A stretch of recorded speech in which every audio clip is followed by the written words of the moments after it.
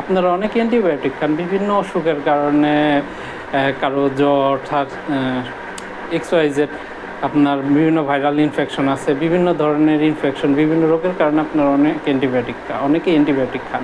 Antibiotic খাওয়ার পরে দেখবেন আপনাদের ভিতরে কিছু সমস্যা হয়, যেমন হজমে কিছু সমস্যা, পেট ব্যথা।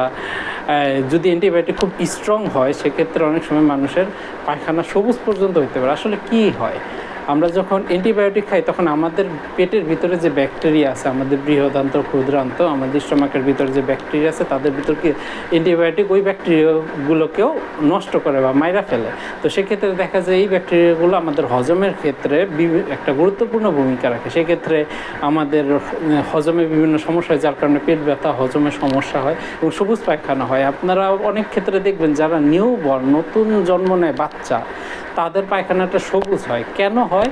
কারণ আমাদের স্টোমাকের যে বায়ালস আছে, যে আমাদের লিভার যে বায়ালটা সিক্রেট করে, তো সেই বায়ালটা যখন খাবারের সাথে মিশে খাবারটাকে পরিপাক করে, তারপরে সেটা আমাদের বৃহদান্ত এবং ক্ষুদ্রান্ত যে ব্যাকটেরিয়া আছে এই বায়ালসগুলোরে তারা অ্যাবজর্ব করে।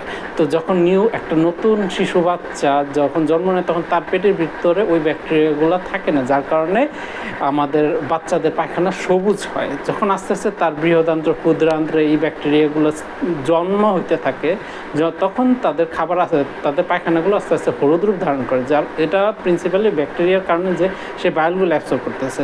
তো যখন দেখা গেছে অনেক স্ট্রং কোনো অ্যান্টিবায়োটিক খাওয়া হয়, পেটের ভিতরে যে আমাদের বৃহদান্ত্র, ক্ষুদ্রান্ত্রে যেই ব্যাকটেরিয়াগুলো থাকে সেগুলো মারা যায়, যার কারণে অনেক ক্ষেত্রে দেখা যায় আমাদের পায়খানা সবুজ হয়। তো এক্ষেত্রে অ্যান্টিবায়োটিক খাওয়ার পরে অন্তত 1 ঘন্টা বা 2 ঘন্টা পরে আমাদের উচিত প্রোবায়োটিক জাতীয় খাবার খাওয়া। এর ভিতরে আছে আপনার দই, আপনার মাঠা হইতে পারে, ঘোল হইতে পারে, যে কোনো ধরনের দই হইতে পারে। আপনি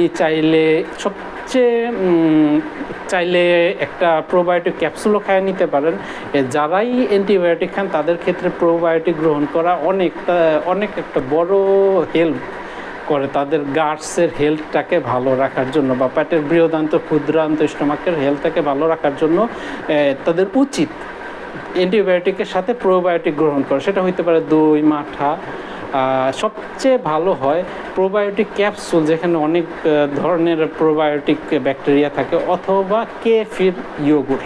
কেফির ইয়োগুর বাংলাদেশে অতটা কমন না, কিন্তু কেফির ইয়োগুরের ভিতরে অনেক ধরনের প্রোবায়োটিক থাকে, যেটা আমাদের পেটের জন্য খুবই উপকারী। আশা করি আমার ভিডিওটি আপনাদের ভালো লেগেছে। আপনাদের কোনো উপকারে আসলে আমি নিজেও ধন্য। আমার জন্য দোয়া করবেন। আল্লাহ হাফেজ।